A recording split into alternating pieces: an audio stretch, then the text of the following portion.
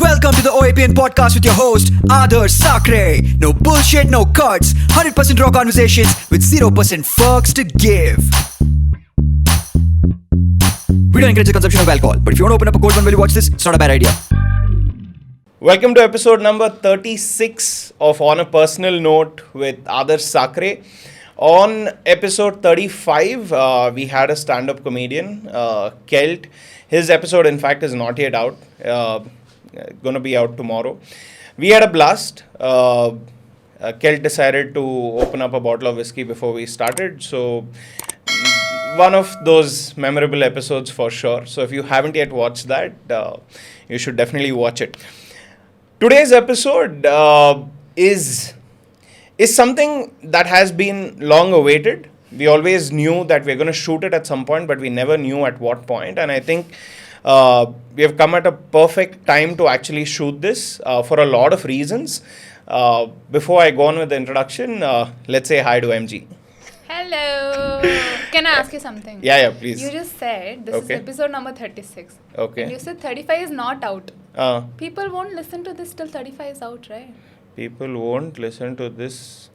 Yeah, but it is like a continuation, yeah. When to tell them when we... Maybe you'll use that. Yeah, maybe. No, chuma, like let them also know, like where, when we are shooting, all of that. See, this is like vlogging style. You are the queen of it anyway. So I'm trying also to vlog a little. Okay, I won't pull your leg anymore. You also don't do that. Okay. See, anyway, I'll keep my points for a little later. I have a few questions that I'll ask. But anyway, so EmmJee, aka Madhura Gowda. I know you want to be called EmmJee. Yeah. But I mean, one of the, initial points of all of this was Gubbi coming in, and then when we were discovering Gubbi's music and all of that, obviously you were like a active part of most of these videos. Yeah. And I think that's where, honestly, for us, we started exploring your music, your journey. We started following you on Instagram, started seeing your journey as well.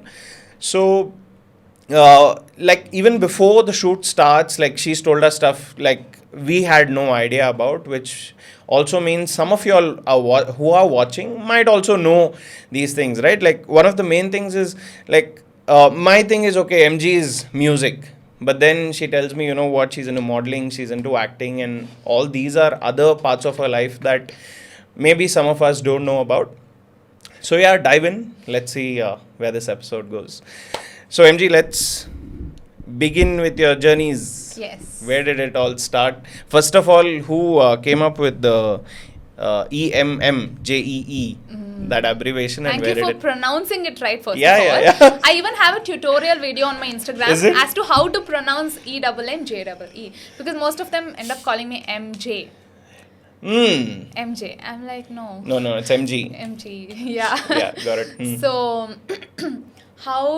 who came up with it? Yeah, okay. Yeah, during lockdown actually. Oh, during lockdown? Yeah, okay. During lockdown. I was like, Madhura Gowda, somebody who raps. I need a fancy name, you know. So I'm like, okay, of course, Gubbi has been my guru throughout for my hip-hop journey. 5 minutes into the episode, Gubbi, you have been called the guru. You'll hear his name multiple times. Okay. So, because he's been a major part of my professional journey, But, he is like, he told me, like, you should come up with something on your own, He told me about a website which generates rap names. Okay. Yeah, there's a website. I don't remember that now. But he's like, why don't you try something? And I typed, there were many, I was not very happy with it. Then I'm like, MC. And EmmJee is Madhura Gowda, EmmJee. Yeah. So I combined them and I made it EmmJee. EmmJee. Wow. That's actually damn nice. It's a stage name. It sounds cool. At the same time, it's not over the top made up as well. Correct. It still is you. It's not like completely out of the way, which I think is what makes it really cool. So where did it start? If 2 years ago, if you have renamed yourself EmmJee, before that, like while you were making music? Yeah. It was Madhura Gowda. Yeah? It was Madhura Gowda. No EmmJee at... No EmmJee. And it never occurred to me, should I change? I was in that confusion state of mind where, should I change my name? Because if there's one name, it's so easy that everyone knows Madhura Gowda, what she does. But if I have two names, it might confuse people. So I was in that confusion. Whether to do it or not. Yeah, but lockdown gave me some clarity. I'm like, just do it. Like, if you didn't want that, you wouldn't be thinking about it so much, right? So you want it, so just have a stage name, But what is with stage names, by the way? What do you feel about it? Like, why is it important for an artist to have a stage name? I don't know. I think it's this alter ego of yours that comes out. Like when you're an artist, you're really being vulnerable, and you're not really that in your real life with everyone, you know. So maybe for me, it's that. That's crazy. That's a damn nice definition. So it's like Madhura Gowda has maybe some walls or some filters that are in place for the society, but EmmJee is like all yours, all out, all in, right? Judge whatever you want to about me. I'm just gonna be vulnerable and put this shit out. Am I allowed to? Yeah, you are encouraged to. Yeah. That's what we tell people. You are encouraged to curse on this podcast. Nice. So if you don't like it, please continue watching it. We don't have too many people also as of now. So please. Anyway, coming back. So where did it start? Where did the music journey start? Were you also that girl who was in like in all the singing competitions in school? Yeah. Did you go for like classes? Where did it start for you? Yeah, so I think it comes from my mother. Okay. She's a singer herself. Okay. So I think the earlier story of me singing, I listen to always. Like, she's so proud of it that she keeps telling it to all the relatives that come home, okay? So she's like, she was 1.5-year-old baby. And some babies don't talk when they're 1.5 years old. You were singing? I was singing apparently, like the swaras. Okay. Yeah, got it. My mom used to teach music to her cousins. So I used to just sit and watch, and those people were not very good at it. So my mom was breaking her head to teach them, okay? She was so frustrated. One day after they went, I'm like, Mama. And then she's like, okay, what is she going to do? Like, I actually sang all the swaras, all the 7 swaras. She was very surprised apparently. She's like, oh, she's gonna sing. She's gonna be a singer. Yeah. Oh, that's beautiful. So it is actually her dream, but I never took it seriously throughout. I used to enjoy performing at school, but I was always nervous for some reason. I had a very low self-esteem when it came to singing, because I knew there were so many people. To singing or performing? Performing. Yeah. The stage fright, right? So in a group I was very comfortable, I would sing, but if they asked me to go alone, I'm like, I have made a fool out of myself so many times that made my confidence go even lower. When people laughed at me, you know, so I'm like, okay, fine, I'll never do this. So I think the serious journey started all because of social media.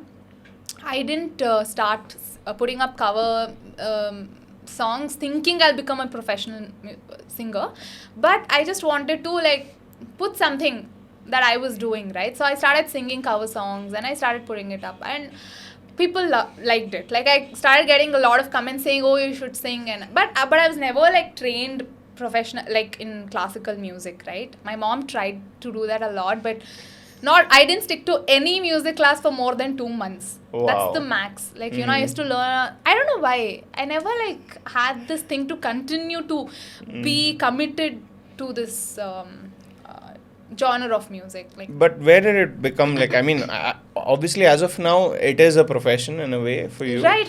But I mean, how did that shift happen? I think that is what I want to get into. Like, were you also doing something else? Because of this person that I just because of about. Guru Gubbi. Yeah. Because of Guru Gubbi. So many times I avoid taking his name, okay? Because like EmmJee means Gubbi. Everyone will associate EmmJee with Gubbi. I'm like, no, dude. Like, I am an individual. I don't want to take this person's name. Wow. He's such a major part of my journey that I have to mention him again and again. So be it. Yeah. So I met him at a pub. Okay. There used to be open mic events, right? So I used to go sing there. There is this one pub in JP Nagar where they play Kannada songs. Okay. For me, I've grown up listening to Kannada songs throughout my life, and I connect to that more than anything, right?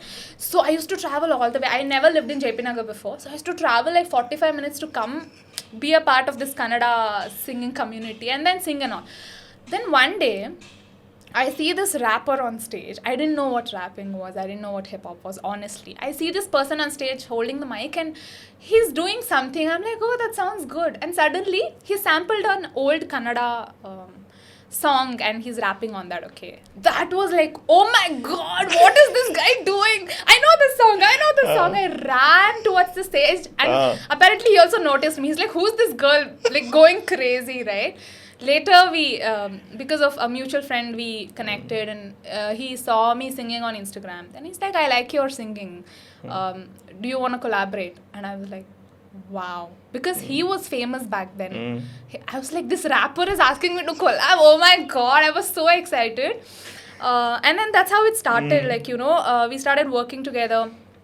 But were you doing something else at this point? How many years ago was this? This was 7 years ago. And so were you in a job? Were you like, I also want to get a sense of, did you work anywhere? Did you get into corporate? I've done a lot of things. Yeah. You want to I want to also, at least the shift, like what was your last stint, like in terms of job, and how did you get out of there? Because I feel like a lot of people, honestly, irrespective of how many times I ask this question to how many of our guests, that is the shift. Right. If you don't make that shift, then it doesn't work. So if you can tell me about your last job and how that shift happened, that would be great. So, I studied fashion designing. Oh. Okay, I have done BSc fashion designing. This explains some of your videos again. Right. Some of my vlogs where I'm stitching things. Yes. Yeah, so I've always been interested in art, right? Any kind of art, performing art,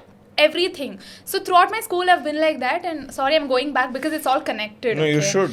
Yeah, so please, I want to mention this. Okay. My second PU percentage. He's going to my second PU percentage was very bad. Okay. I remember that day when I'm sitting in front of the computer and PU. I have a twin, by the way. Oh, is it what? Yeah. I have a twin sister. Really? Yeah. That's a surprise for a lot of people. Isn't this on your Instagram? I mean, she's a very private person. So okay. And her account is also private. She always complains. She's like, don't mention about me on your stories. Every time you mention me, I'll get some 20-25 requests to accept. I don't want that, like, you know. But so we both had written our second PO exams and we both were like waiting what's the result and stuff. And as soon as I opened mine, my dad was so disappointed because I got 45%. In second PU? Yeah. Congratulations. Thank you. 10th, I think 87%, and they were so proud of me, okay? And second PU, I'm like, but you know what? My dad was disappointed. At the same time, I was like jumping out of joy. because you passed? No, then? Because he would have forced me to study medicine. If you got more. If I was eligible for You're CET. like, this is just perfect. Yes. Not too much, not a failure. I have just I can passed. move ahead, but I can do whatever I want to, you know. He said the same dialogue. He's like, please do whatever you want to do. I'm not bothered about your studies anymore. The same day I sat and I'm like, fashion designing colleges in Bangalore. Because I knew they didn't need any kind of marks, you know. And that's how I went into fashion designing. I thoroughly enjoyed my studies. And after that, I didn't want to work for some reason. I wanted to study more. So I studied... How many years was fashion design? 3 years. Okay. It's a proper degree, PSc. After that, I joined fine arts course in Chitrakala Parishad. So I've done that course and Bharatiya Vidya Bhavan. Like another 2 years, I extended my studies and learned drawing, painting and stuff like that. But throughout, I've been a very independent girl, okay? We are from a well-to-do, we are a well-to-do family, but somehow I have always been like, oh, I want to do something. I want to earn my own money. Yeah. Like, during college also, I used to go for daily wage really? shows. Yeah. Damn sweet. My dad was like, why do you want to do that? I'm like, I don't know. Like, I want to be independent, you know? So I used to do that and... So right after my Chitrakala Parishad thing, I started as an English teacher. Wow. At a school. Okay. That's I was amazing. 22 back then, 21 actually. That's beautiful. So I started as an English teacher for 3rd grade to 7th grade. And after that, I had to continue with my fine arts. It all like overlapped, so I don't know the exact timeline, but that's what happened. No That's worries. what happened. And after that, I got married. Okay. Okay. At 23? 22. What? Yeah, I got married and... This is crazy. Yeah, and there was so much... and not a lot of people know about this, by the way. Yeah, it's please, gonna be exclusive. a shock for a lot of people. Exclusive. We should put this on promo. Yeah, let's EmmJee do is married? Not anymore, guys. Oh man. But Okay. yeah. Sorry, what was I saying? Let's go back to you getting married. Oh, I mean, yeah. that's what we're talking That about. point of time, I had no clarity about what is happening in my life. Mm. Right? A lot of, like, I was unclear about everything in my life. And at that point of time, I got married.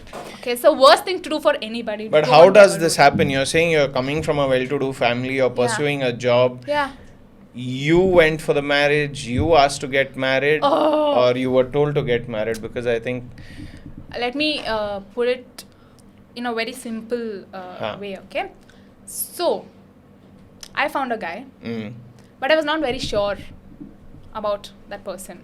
But somehow my family realized that I was with a guy. Then, when families get involved, they want to take it forward. There's always the pressure of, what? What next? Yeah. Like, What settle next? down. Yeah. If you have found a guy, settle down. Settle down with him. I won't blame them at all. I think everybody is like that. I think individually you should have clarity as to what you want to do. Yeah. No matter who is forcing you to do what, societal pressure or family pressure, you need to be clear about things, So, when I was 21 when my family realized, and we had to, like, within a year we got married. In fact, I was very sure back then also, but I didn't have the guts to stand up for myself and be like, guys, I don't want to do this. If they ask you, oh, you're in love with this guy, what is stopping you from getting married? What is your answer? You can't give an answer. Yeah, you can't. Neither are you at an age to actually decide where this goes. Yeah, exactly. So now you're like, okay, I've anyway said, I've accepted that I'm with someone. Yeah. Might as well. Yeah. Yeah. I just took that leap of faith, whatever, that blind leap. So I'm like, okay, I'll just do this. And after that, I was like, I want to do something, okay? So I looked for a job again because I wanted to be, again, independent financially. So I looked for a job. I joined a school as an art teacher. Okay. Okay? Because This is before you got married? After. After you got After married. I got If I may ask, how old was the guy at that point? He was 6 years older. So Okay. 28, About 29. 28. Okay, perfect. Okay, so yeah, I started as a teacher in the school. Sorry, I shouldn't have said the name of the school. Damn it! Can you please beep it because I don't want anyone. We can beep it. Okay. We can beep it. Because oh my god, that was the most torturous thing I've ever done in my life. Why? Because it's so corporate. Schools Okay. are not supposed to be that way. Yeah. Schools are for students to be who they want to be, right? Students were being conditioned to be a certain way, and it ached for me to watch that, and students, like, kids love me. For some reason they love me, okay? So in my school also they loved me, and every time they used to wait. But it was like I had certain boundaries that I couldn't cross because of the environment. Your principles. Exactly. They're like, no, the principal of the school, honestly, because she trained us to be like, I don't know what, military officers or something. We couldn't, like, be close to students. Like, there was no that bonding. They never encouraged us It's to a have business. It's a business at the end of the day. That's pure. it. Yeah. So I did not enjoy it at all, and there was so much politics happening inside the school with teachers and all that, and I felt like I was not made for this 9-to-5 job, never. So I'm like, okay, you know what, I want to quit. I went and spoke to my principal, and you know what, she actually didn't let me do that. I didn't have the liberty to also quit. She forced me to continue, okay, and I'm somebody who can't say no. Immediately. Shit. Welcome to my life. Yeah. Oh I my think most God. of us, right? I'm Yeah, glad it's- my journey is getting better. Like, I'm consciously starting to, even if it's it's very difficult for me. I'm consciously starting to be like, no, I can't do this, But at that point of time, I was still young. I was, 23 back then. So I was like, okay, I have to continue with this job and all that. But one day, we were standing in the assembly. There are like some 500, 600 kids, and I faint. Oh, shit. I'm conscious, but my body has no strength to move, okay? Then I was rushed to the hospital immediately, and the doctor was like, there is no oxygen supply to your brain because you're stressed, very much stressed. Stop doing everything that's stressing you out. And though I was like upset about my health, I was so happy that at least now they'll let me go. From the school. It was that bad. Can you imagine being like... I mean, are you legally bound? No, you're just like... They had my certificates. All my original certificates. That's fucked up. So I'm like, at that point of time, then also they were like, you know what? Serve the notice period or pay a certain amount and leave. I didn't have that kind of money. I didn't want to borrow money. And I'm like, my health is important. You keep my certificates, I'm walking out. I actually walked out. They had my certificates for a long, long time. Then once they saw me on newspaper and they heard my songs on radio, I got a call. I'm like, why don't you come down to our school? I'm like, okay, ma'am, let me see you. I went. They spoke so well. There you and I'm like, this is your certificate. You can have all your certificates. Why don't you come and perform at our school sometime? I'm like, sure, ma'am. Any day. Wow. Beautiful. So that was my last job. Okay. Yeah. Okay. And that's when I decided, you know what, I'm not doing this 9 to 5 thing. And not like I needed too much money to survive because I had a house to live in and I was pretty much comfortable with my life. So that's when I started singing and I met this guy. And the first performance, I performed with Gubbi because he had a vocalist of his band, but I think she was not available that day or something. So since he liked my singing, he's like, can you perform? I'm like, okay. That was the first performance and he paid me. Wow. Okay, most of the artists don't get paid for their first performance. Oh, you're just a beginner. Gubbi is a rich man. No, he's not. Sorry, I said no. I want you to be.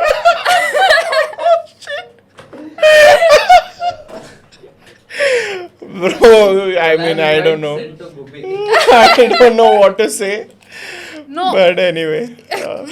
Sorry, I'll just have some water. Please, I think Gubbi should have some water at this point. Not you. Honestly, on a serious note, it doesn't take rich people to pay artists. It just takes people who realize the value of artists. He never takes anybody for granted. Forget about me being... I see even now, till date, new people come to him and ask for a collab. He's open to it. Yeah. I don't know how he does that. He's like, yeah, let's do it, bro. Like, they're good. I'll do it. I don't need them to have certain number of followers or... Yeah. He's just open to that. Yeah. And that's how he inspired me to be the person I am today, okay, as an artist. So I got paid for my first performance and I'm like, dude, I'm doing something that I love and I'm getting paid for it. Why don't I continue to do this? Right? That's how my professional music journey started. Yeah, and I think maybe it's not even the amount you got paid. It's the fact that you got paid. And maybe that's the parameter for most people. It's not about how much you make. Am I making something? Correct. If I'm making something, I'm ready to do this. That's it. That's how low the threshold is to even convince yourself to start doing it full time. I swear. Crazy. That's how it started. Yeah, that's how my professional journey started. So, just taking you back a little, you did speak that, you got married so quickly. Yeah. Then what caused you to get out of the marriage as well? Yeah. So, I wouldn't like to go deep into the thing, no worries. But see, whatever you can give us. Yeah. So people think when you have to go through a divorce, there has to be reasons like somebody physically abusing you or somebody is cheating on you. I don't think that's the only reason for you to come out of a marriage, For me, it was completely different and exactly why I went through a lot. Like, my own family didn't understand what I was going through. It was beyond their understanding, like how they are brought up in their childhood, right? So for me, human beings are here to just grow. Spiritually, mentally, physically. We're all growing, right? After a point, it's gone. Then rebirth, it's a cycle. When you feel stuck somewhere, it's always better to get out of there. It doesn't matter if it's a job, if it's your marriage, if it's any relationship. Some people are obliged to be even in a friendship, you know. Just because they've been in a friendship for a long time, for like 10, 12 years, you're like, oh, I'll just go through this toxic thing. It's okay. Because I'm obliged to be there. No, you're obliged to do nothing but grow. Like, you know, you have to grow. That's the only thing. If you're feeling stuck somewhere, please find the strength to get out of there. For me, that was my red light. I'm like, I don't know what's happening. Like, I feel stuck. I felt... honestly, now I'm able to explain it better. Back then, when I took the decision, I was not able to explain this to anybody, you know. How do you explain this to your family? That you're feeling stuck, that's why I want to get out of marriage. Hey. Like, what's wrong with you? That's all okay. That's actually exactly what happened. Yeah. So when I told them, no, I'm not happy, I'm not blaming the other person in the marriage, you know. I'm not blaming my ex-husband. He had his own journey. So I felt stuck. I didn't feel like there was love anymore. I wanted to get out of it. So when I told my parents, they were not okay with it. And like I said, I'm a person who can be easily convinced. Oh, especially, yeah. So how did this happen? I mean, oh my God. That's August a huge... 5th, 2018. I will never forget this. Because that day, some incident happened which is very, very traumatic for me. I don't think I've ever spoken about this to anybody except for my close friends. But I think I'm healing from it, and that's why I'm okay to talk about it right now. Right? There was an incident which disturbed me, which left me in million pieces. Right? I broke down and I'm like, you know what? This is my life. This is what it is going to be. I tried to stand up for myself. It's not working out. Let me just blindly listen to my parents or whoever cares about me and lead my life as to what they're asking me to. But that's never practically possible, right? There's something inside you that's asking you to do something for yourself. But yeah, so, you know, that night, my friends saved me. Oh my God, I can't be more grateful to my friends than that. Whatever I'm feeling today. I picked up my phone. I'm like, listen, I know you guys will convince me to do otherwise, but leave me alone. I want to listen to my parents. I'll go back to this guy and I'll just live my life the way they expect me to. Somehow they're like, calm down. You take a break. We are not leaving you.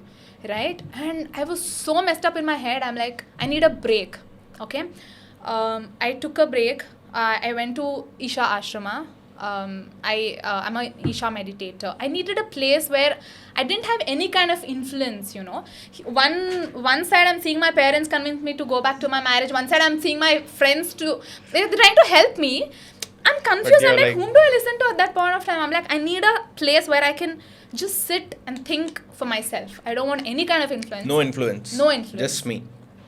That was the best decision of my life. I don't know if I had not left that night, if I had not left Bangalore that night, I don't know what my life would have been at this point of time. But 11, 12 days, when I came back to Bangalore, I was a different person. You won't believe this. The only people who have seen this are my friends.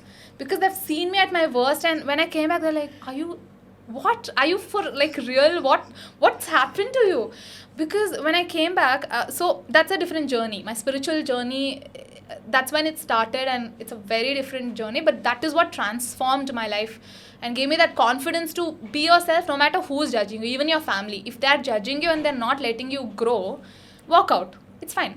One day they will come around, which has happened, right? Yeah. So that's, that's how I got out of it. Like, it's very easy for me to talk about all this like in 15 minutes, but it is that whole journey of 3 years. In fact, I got legally divorced only last year. Wow. So right? It's been a long time. For 3 years, I struggled. I struggled and struggled and struggled. At the same time, the only thing that kept me going was my profession, my friends, and my things that I was very passionate about, which I continued doing. So, why does it take 3 years to get divorced? Why can't it happen? He was in not a month? ready. He was not ready. And I wanted it to happen in a mutual way because that's convenient. So it took some time to kind of mutually agree to... That's right. In those 12 days at Isha, like your parents are not calling you, they're not tense? No. So I you wrote told like them? a 21 pages letter and I Oh, there you 21 go. pages. That whole night I sat and wrote a letter. What did you I've write? always done this, okay? What have you told them? I am not saying No, that. no, not like everything. Not No, everything. no, But what did you inform them? Did you tell them where you're going? Oh, yeah. Okay. That my mother knew. Okay. I told I'm going to this ashram. That's why they left me. You think if I had gone to some other place, they would let me go? Because it was ashram, they're like, okay, you can go. Probably they also expected me to get transformed in a way that they wanted. Probably they're In a like, way oh, she'll that- come back saying, oh, she'll go Now back I to her want to be- husband. I'm like, no, I have more confidence to walk out of this marriage now, Oh my God.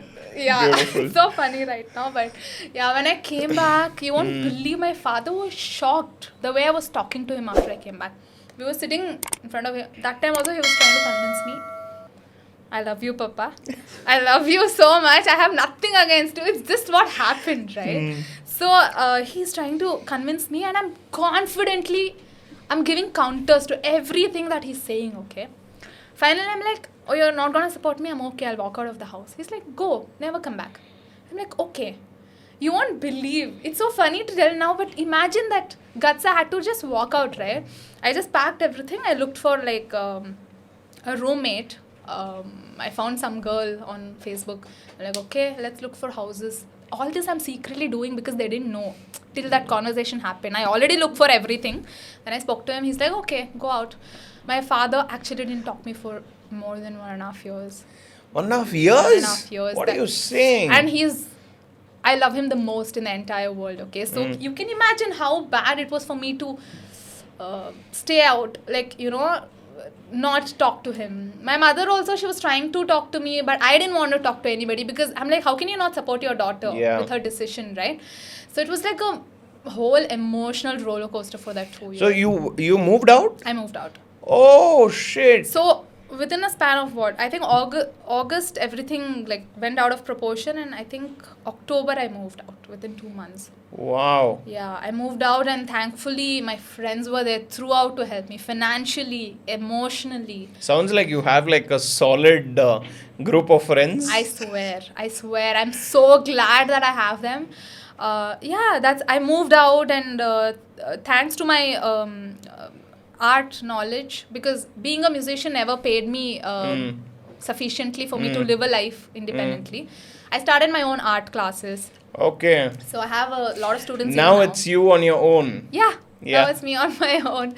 So I have my own students. I started taking art classes. That was my regular income. And I was doing music also alongside. That's when Tamasoma Jyotirgamaya, my first rap video came out. It's basically This the is like depiction what? of my life. 3 years. 3 years 2019, 3 years ago. 3 years ago, yeah. Yeah. So that's literally the depiction of my life. The story that you see in the music video. So that was my first rap, and again, I never knew I could rap. Sorry, I heard a knock. No, that's just the AC making its periodic sounds. Yeah, so I never knew I could rap, Once I started collaborating with Gubbi, he's like, you have a good sense of rhythm. You can write. Why don't you start rapping? Like, we don't have enough female rappers, I think you should start. And he can make anybody rap. He loves converting everybody into a rapper, okay? Anybody, other professional people text him saying, oh, let's collab. He's like, okay, rap. I'll teach you rap. I was just teasing him 3 days back. I'm like, you want everybody to become a rapper, right? But I'm glad he turned me into one. On one of your videos, I think it's a cover song. I'm not remembering the name. And he's commented the rap towards the end with a heart. Oh, and then I'm like, there's so much more he can comment on, and he's like, the rap towards the end. And I'm sure that's his favorite part of the music video. Seriously. I think it's a cover song of a Kannada movie song that I did, but I wrote the rap on my own and I added it, okay? So that's why probably he's proud of that part. He's proud. But yeah, honestly. So now that you moved out and you're now staying with your friends, I'm sensing that phase was where all the creation of EmmJee happened. For sure. Right? Yeah. Now you're on your own. Correct. Not on your father's money, not on your family's money. You're hustling. You also released a song called Hustle. I'm sure that was the inspiration of that. Yeah, for sure. But was EmmJee born that time? The artist. The artist was Yeah. born at that point of time, for sure. Because that was like any other artist say that it's their expression, right? They're emoting something in their art. For me, it was that. I started writing songs. I started like building on my skills more, because that gave me hope that I can do something on my own, you know. So whatever I was feeling, I wanted to be as vulnerable as possible, because I know I have stood up for myself, but there are so many people who can't do that. I'm not talking just about girls, right? Standing up for yourself, it can be anybody. So I wanted to just express everything as it is so that people can benefit out of it. You can always listen to somebody else's story and, you know. The main reason, if somebody asks me, why do you do music? For me, it's that, making a difference. That's all. So if you actually listen to most of my songs, most of Gubbi songs also, actually we always focus on motivating people. It's always inspiring people, talking positive things. There's so many negative things in the world already. Why do you want to contribute more to that? It's huge positivity, and in fact I told Gubbi also in the interview, right? It's very simple ways of motivation. Even the lyrics are very simple. Correct. It's not rocket science. Even a 11-year-old can watch it and be like, you know, I'm gonna kill it. Yeah, exactly. And along with the lyrics, it's music also. Like when you listen to happy and hopeful music, there are certain ragas for it, okay? If you listen to that, you automatically your mood becomes better. And I think one such song that we released was Hongirana. People loved it. Even till date, I think it's one of the most played songs on all the streaming platforms, and people... Who wrote it? Both of us did. Oh, you and... Okay. Both, we sat together and wrote our parts, and they still message saying it's in our morning playlist, you know. We listen to that song every day. That just sums up what we want to do. Can you give us like 3-4 lines? Of Hongirana? Yeah. Okay. And there may be few words I might not understand. Yeah. And then you'll have to really help me out with that. Translation, no? I'm so bad at it, but I'll try. But go for it. Let's hear it out. I might take a few seconds to remember the lyrics. Take a minute. Okay. No problems.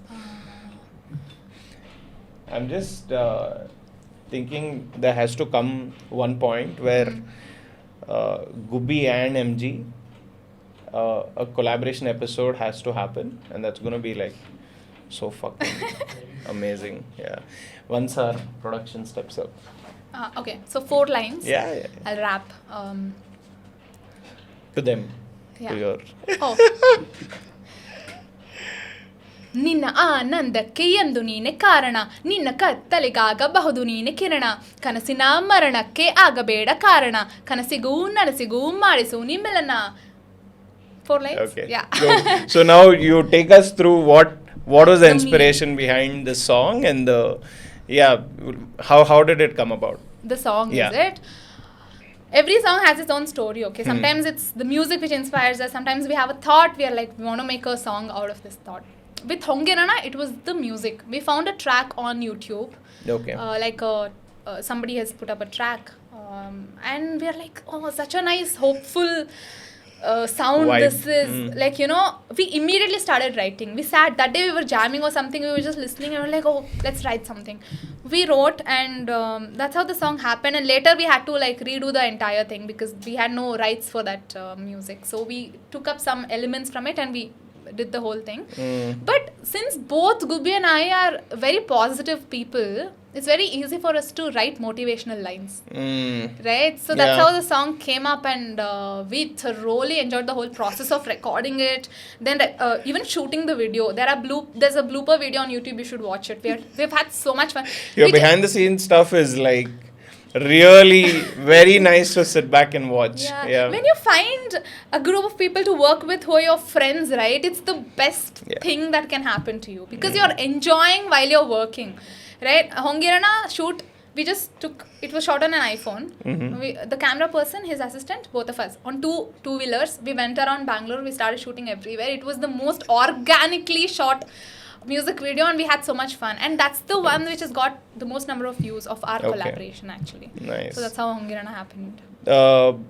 just stepping back when you said your spiritual journey started with Isha and all of that, right? Like, yeah, I want to get into this because even Gubbi, when he came here, one of the things I felt was his calm nature, right? Like, his calm, not just calm, but he's very aware of everything that's going on around him. Right. And I'm getting that similar vibe from you, Right. where you are very aware of who is what energies are there, very specific about what you're doing and all of this. Right.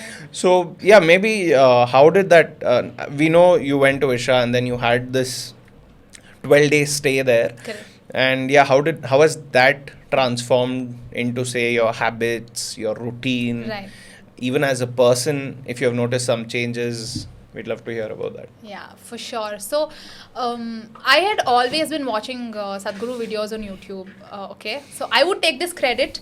Gubbi got me into hip hop, but I got Gubbi into meditating. And no, I wouldn't say meditating, but he was always meditating. But what Isha meditation that we follow, it has transformed his life also. Yeah. So I would take credits for that. Okay, but yeah, I used to watch Sadhguru's videos on YouTube like many people do, and I connected everything that he was saying. I felt it was so many things, so many questions that we had as kids also. Our parents couldn't answer, But when he was talking, I'm like, yeah, that's right. I could connect, and I knew, okay, he is something. So, when I was going through this difficult period, this was just before I got out of my marriage, but I was very confused as to what I want to do. I saw this course, Inner Engineering, from Isha, and I'm like, okay, I'll just go do it. I don't know why I felt, because I didn't know anybody who's done it before, but I had a strong feeling that I want to do this course. So I went and did that, and because of that only I was like, okay, I can go to the ashram to stay there and all that. So, for me, spirituality is growth. Again, like I mentioned, every human wants to grow, no matter in which way, they want to grow, right?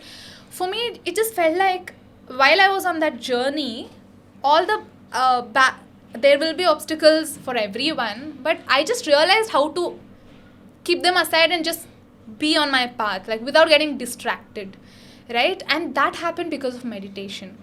So, it's mostly about your inner journey. Lot of people are like, oh, I can't meditate, I can't sit. Like, if I just sit for even 5 minutes closing my eyes, there are so many thoughts. I don't know if I'm meditating actually. It's just being at this moment, right? If you're getting many thoughts, let it be. Because even I do. When I meditate, I get thoughts. I don't avoid it. The more you avoid it, you're getting more thoughts about that, avoiding the thoughts, and it just goes on loops.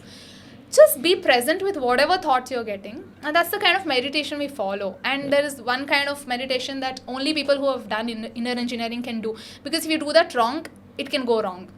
So you need to be guided to do it. You have to be initiated to do that kind of meditation. What is this initiated? Every person who has like these meditation practices, or even I hear Sadhguru speak about it a lot. They initiated. Please, like, I want to know what is being initiated. There's a point. Till that point, they'll prep you. They'll prep you with certain things, whether it's a physical asanas that you want to learn. Till that point, they'll prep you. And at that point of time, during your initiation, you're entered into that world. I don't know how to explain You this. explain in your own words. Yeah. I want to hear. Yeah. Yeah, so you're given this new perspective of life. There is this one point where they push you off the edge. This is what it is. Like, till here we prepared you. This is what it is. From here, you continue your journey. That's initiating. Who decides if you're initiated? I mean, if you go through a process, then am I initiated? Or is there a guru who says, you know what, now maybe you're ready for the path, you're ready to explore?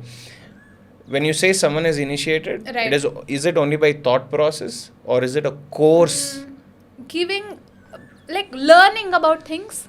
There are so many things that I learned during the course that not a lot of people know. So realization. When you realize, I think that's the word. I think not a guru won't decide when you have to start your initiation. You will decide, because you're going through something in your life. For me, it was my divorce. Okay. I'm like, I need something to hold on to. I have no clarity. I need that clear vision, That's when I decided, okay, I need something. And I went there. So initiation happened because of my decision. I started realizing there are so many things that I don't know in life, and there are so many possibilities. When my perspective changed towards life, I got initiated into spirituality. Right? So that's what I think. It's different for different people. There's no one definition. Yeah. So people have many other gurus. It's not just Sadhguru. There are other gurus who do this, and people do follow their whatever works for them. I would like to say that whatever works for you, you know it. As cliche as it sounds, listen to your heart. You will know. You'll know. You have that feeling. Just listen to it. If you're not too influenced by other people around you, you will know. If you're too influenced, that's why I walked out, That's 12 days I didn't want. I'm so glad I had that clarity as to I didn't want to get influenced by any other people. So that's how. So I have a question for you. Yeah. Let it be simple. Yeah, it is. In fact, more than a question, it's a doubt. So obviously there are definitions of meditation, and there are like processes, like you said, maybe to get initiated or start journeys. I feel meditation is not just things you do. Maybe it's just a way of life. Okay.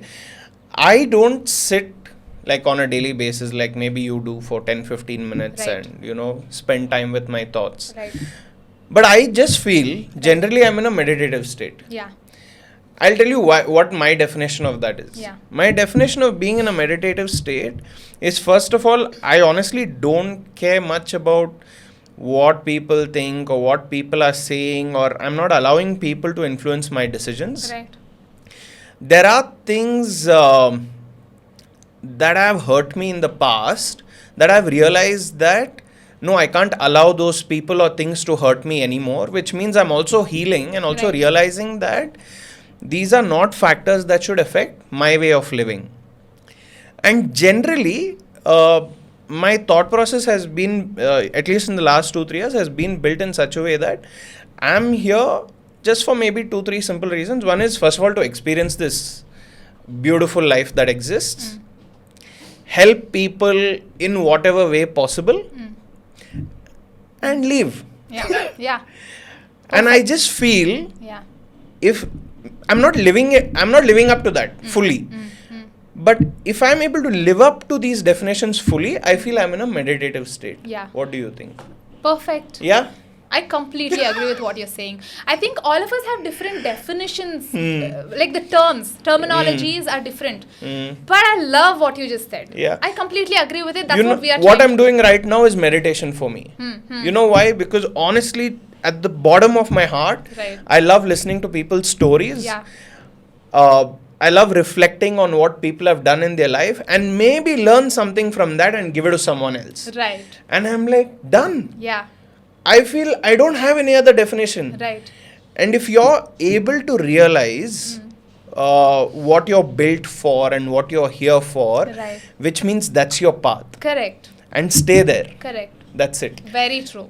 And maybe processes like you mentioned, right? Like tools, processes, all of this are meant to get you on the path and stay on that path. Correct. Very true. Done? Very true. That means you're somebody who already knows what you're doing, and that's perfect. Yeah. I needed help. I needed those tools to be on my path, you know. I'm glad I got it when I needed it. And right now, see, that's what I'm not trying to promote, like I said, everybody has their own journey. But for me, it's like at Isha, they welcome you. Okay. They tell you this is what it is. They let you go. It's not like you're obliged to be there forever. They will tell you the scenarios, the consequences. They will. This is one thing I love about Isha Foundation, that they don't force you to do certain things. They will tell you the consequences of, if you do this, this is it. If you do this, this is. It's up to you what you want to do. So you walk out feeling free to do what you want to do, consciously. Yeah. Right? Because till then... Not with influence. Not with influence. But consciously you know what you want to do. That I've always been this rebellious kid, okay, since my childhood. If somebody asks me not to do something, I'm like, I will do. Nan ಮಾಡ್ತೀನಿ.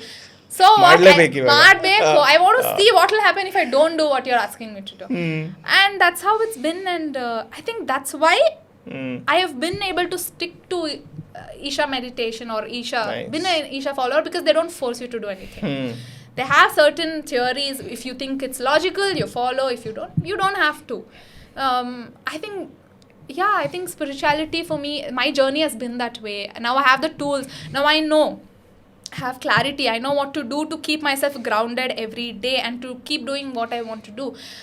It's like my guru says, you can always control what's happening inside you. You can't control what's happening outside you. So if you're not clear about what you're feeling, you're always going to let people influence your feelings, emotions, your thoughts, everything. And people can play you like puppets. Yeah. Because you're letting everybody dance over you like, I have no business, right? But that's why your life is miserable.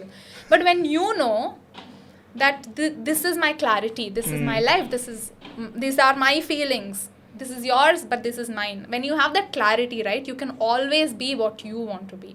Yeah. I think that is one realization I've had in the past 2-3 years, and I'm so glad I've been in the path. Like I've not got distracted. I've been in the path. So let's also talk about the whole Save Soil Foundation and your collaboration with it. Right. So there's an event that is upcoming which EmmJee is promoting right now, or rather has already started promoting or is a part of. Yeah. So let's hear about, first of all, like the song that you all made. Yeah. And then how did it transform into this opportunity that has come by? Yeah, so Save Soil is a movement started by Isha Foundation, of course, with the help of a lot of other organizations throughout the world. So basically, what we are trying to do is get attention of everybody in the world as to why we need to act upon saving soil. Otherwise, in the next 50 years, we won't have anything to eat.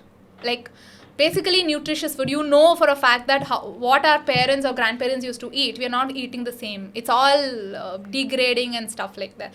So people ask me when I talk about it on social media, there are people asking me, oh, what can you do sitting at home? Like, how can you save soil? Or just because he's riding all the 36,000 kilometers on a motorbike, how is it helping saving soil, right? The whole intention is to get people to voice about it together, which will influence the authorities who make laws for us to change policies as to how we can improve the soil condition, right?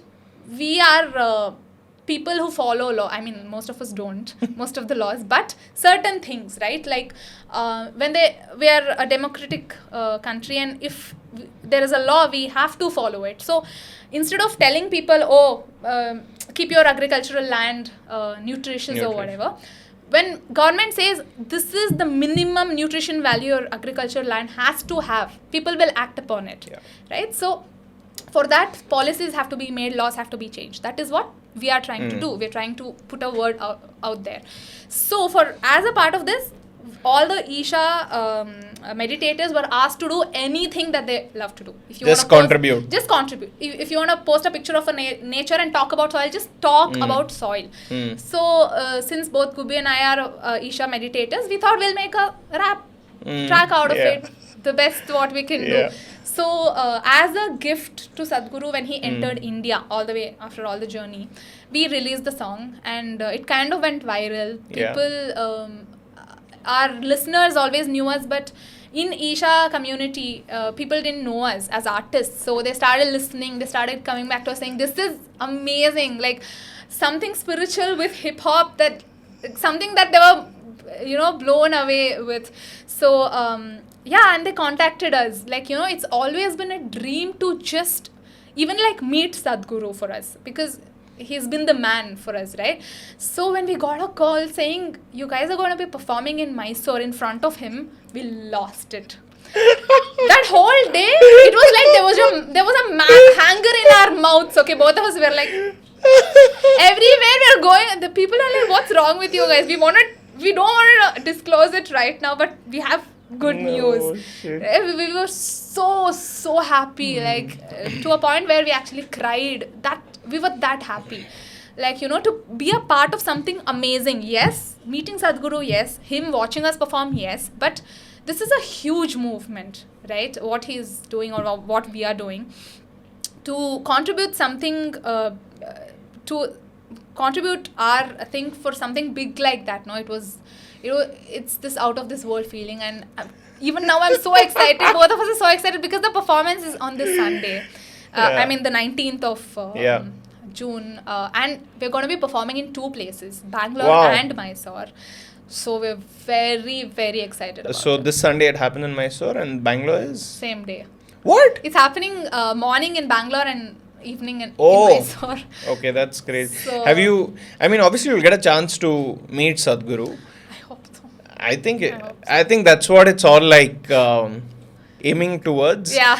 But what are you feeling? Like, don't you think this is another opportunity that was just written that you and Gubbi will one day perform in front of Sadhguru? For sure. Isn't We've dreamt about it.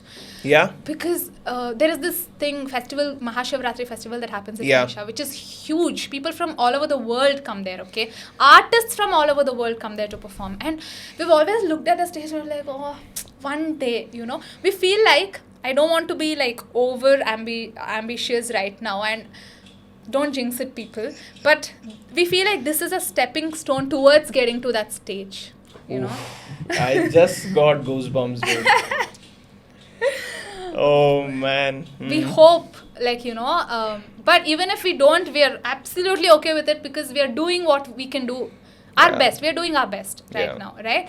So we are also manifestors, both Gubbi and I. We follow, we write what we want in life. We write as if it's already happened. You specifically, everything you guys write down? Okay. Specifically. And do you read it every day, or you just write it and you... Write it. So when you're writing, you are visualizing it also. Right? So sometimes I write, sometimes after my meditation, I sit and try to visualize. Picture it. That has more... that's more powerful, I believe. Because you're imagining and picturing it. So I definitely have pictured performing in front of Sadhguru, and that's coming true. It's coming true in just 2 days. Yeah. Not even 2 days. 1 day. 3 days. 3 days. 3 days. What is today? Thursday, yeah. Friday, So, Saturday. And I don't think it's too far away for it to transform into performing on Mahashivratri. I mean, the number of artists we see that get a chance on that day. Yeah. I think once this Sunday's event happens, even if you'll just request them directly saying, maybe not performance, let us be associated with it. Let's get one step closer. Correct. If it's required, right? Correct. Maybe, this is beautiful. Maybe, once you perform and on the next time you come here, we can talk about how that performance went. Yeah. I would also like to mention another thing. Okay. I have done so many performances till date, right? My family has never been this excited. Never. They were never proud of me as much as they are right now that I'm going to be performing for Isha, in front of Sadhguru.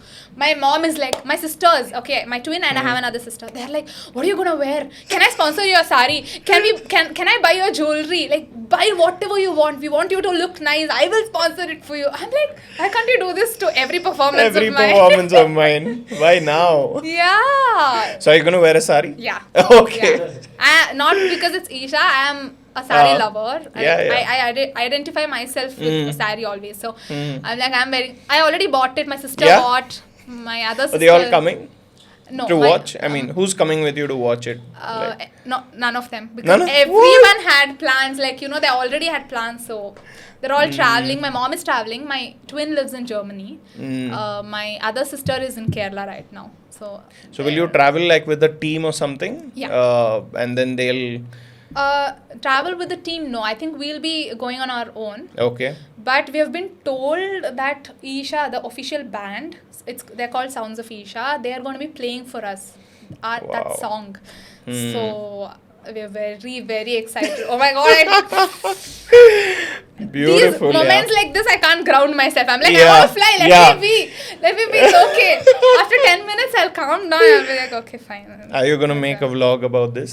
You should.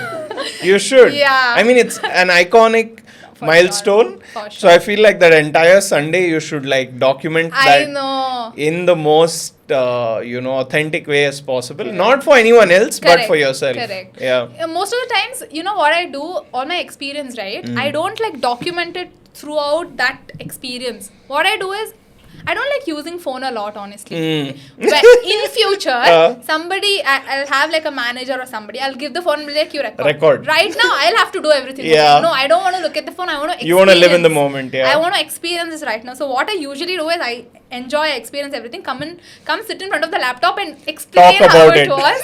Like talk about it, put some pictures or something, and that's how I usually do my vlogs, okay? So it's gonna be like that because I want to like enjoy that day. Yeah. It's gonna be crazy performing in Bangalore and traveling all the way to Mysore. Maybe we'll get like 1 hour of rest and then sound check and performing that night. Again. It's gonna be crazy.